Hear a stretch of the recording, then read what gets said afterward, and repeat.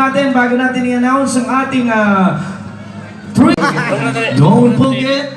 Okay po, don't forget to remember me. Mr. DJ, pa-connect lang po ng ating organ. Dili contestant. Ano na siya? Anong kontakan? Wala bang malakas na palakpakan mo, Rabon? Ladies and gentlemen, the bride of the Tanods. Mga bantay bayan, kanya naman pong masan. Mr. Inigo Alekit. Pagkanta o magaling sa pag-awit?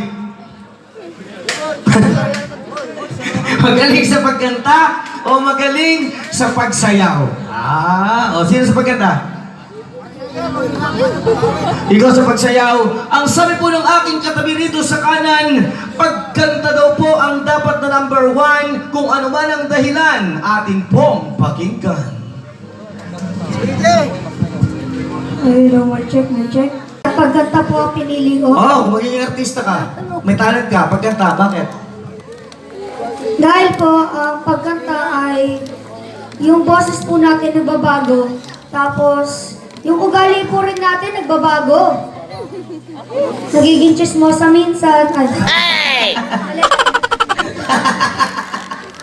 Minsan nagiging masaya, minsan nalulungkot, minsan may nililigawan, kaya kumanta na lang para magpasangkat.